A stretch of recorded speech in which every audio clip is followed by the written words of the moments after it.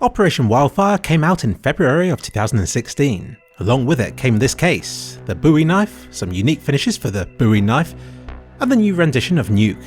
Yes, it is pronounced Bowie.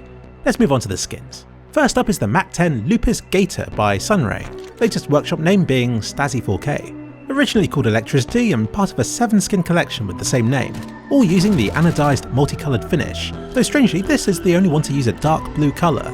The rest are more of a turquoise shade instead. The Cartel dual Berettas are the third and final from the set to be accepted so far. They're once again submitted to the Room on Fire workshop, but were made by Coyote 37 and Hanzo, who have hidden Easter eggs on this design as they have with the others. They believe that when seen from a distance, they can double up as a brown laminate pattern.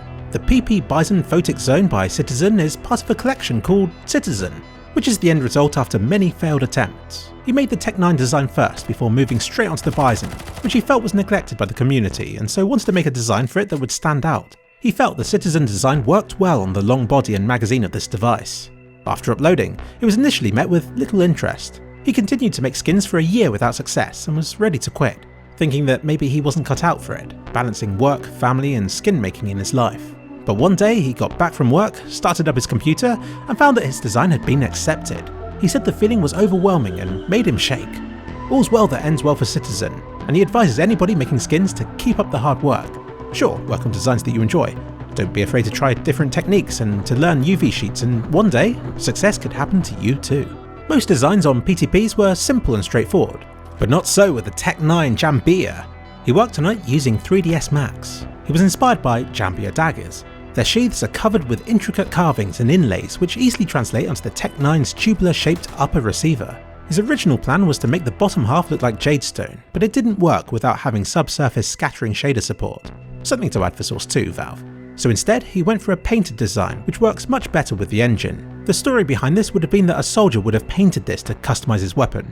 He was sure to include visible brush strokes and inconsistencies to give it a hand-painted appearance.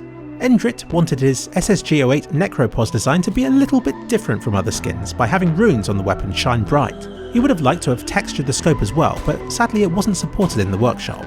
It's part of the Scavenger collection. Many of the designs seem inspired by Mad Max. TO didn't follow a certain concept with the USP-S lead Conduit, formerly named Voltage and part of his Royal series. He feels that Valve likes a non-standard approach in creating textures and rewards experiments. For this one, he led by his hand and got some patterns that he liked and felt fitted the series, which he built upon with every submission of his, perfecting the style over time. The 5.7 Triumvirate by Final, Arisato, was originally part of the Augmented Collection and has it written somewhere on the side of each of his designs, heavily inspired by Deus Ex Human Revolution, mixed with camouflage. Valve asked for him to change the name away from AUG, as they felt that it would confuse people between this and the AUG weapon type. The 5.7 and SG have the same logo on the grip of the guns. It's from a fictitious weapons manufacturer. He loves trying to make things look authentic, like something a real company would use. He was surprised when he was contacted about this entry, as 10 months had passed. It motivated him to start making skins again, and sure enough, a second entry was accepted as well. He says that these designs get a lot of negative feedback, so he tries to avoid looking as much as possible. Well, Final, I can certainly say that I like it. The MAG7 Praetorian by Coyote 37 has the Latin Semper Fidelis written on the side, which is the motto for the United States Marine Corps, meaning always loyal. It was first used by the Praetorian Guard, who were the elite troops of the Roman Empire. This skin is inspired by them, mixing engraved gold, raw steel and graphic patterns. It is also made by Hanzo, meaning that this skin is also brought to you by the same duo behind the Cartel collection. The MP7 Impire by the Danny Dem has an interesting twist, because although it's the MP7, it was the MP9 skin that got accepted. I suggest checking out the workshop page as it's very high energy and motivated, complete with lots of amusing images of the design. There's even an adorable animation on the workshop page showing how he drew the imps on these designs, who are random with every drop and who can almost be completely removed with the battle-scarred version thanks to the spray paint design finish. The Famas Valence by Caridium is the second of this series to be accepted, which isn't bad going, seeing as there are just 2 in the set. It was originally called the Contour Collection, but was renamed by Valve, and Caridium agrees with the change, as he feels it rolls off the tongue more easily. It was originally inspired by topological maps of rural areas, as he liked how the 3D shape of the land was depicted using numerous flowing lines, creating the illusion of depth from a flat page. The design advanced as he moved it towards line thickness rather than quantity, similar to that used in product design sketches. This design he describes as red, yellow, grey, blue themed, and used paint to point out the subtle blue tones to me.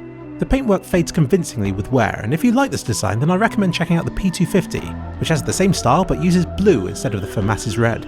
TO's second weapon in the set is the Glock Royal Legion, formerly known as the Award. It sports his trademark intricate metalwork and a brown, orange, red lower half. It uses the gunsmith design, which was added later than the others by Valve, and that combines the shiny patina style with the flexibility of the custom painted parts. He loves the intricate German style of old weapons, which he tries to replicate with his designs. Each one takes 3 to 7 days for him to complete using ZBrush and Substance Painter, and he does them from imagination, rather than from reference. The Nova Hyper Beast by Renegade is the third and latest time that the Hyper Beast design has made it to a skin. Although it was originally made to fit all weapons, it has ended up being redrawn to fit better onto the M4 and Nova designs. It's a very successful design, having found its way onto more than just weapon skins for CSGO. And how about that? The AWP Elite Build by Mind is also the third and latest time that this design has been accepted, and in the same case as the Hyper Beast every time. The Elite Build was one of the first skins to feature drawn-on details like nuts and vents. It's only on the popular weapons too. For the others is Mind's Riot series, which is also worth a look. The Desert Eagle Kumicho Dragon by the Honey Badger. He wanted to call it Ceremonial Dragon, but needed a role rather than an objective. He eventually went with Kumicho, which sounds better in English than the other options he could have chosen.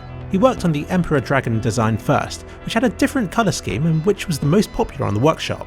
But he also made different colour schemes, with this being one of them, and it turned out that this was the one that got accepted. He's okay about it though, since the colour scheme of the Emperor version later went on to influence the P2000 Imperial Dragon, which was added.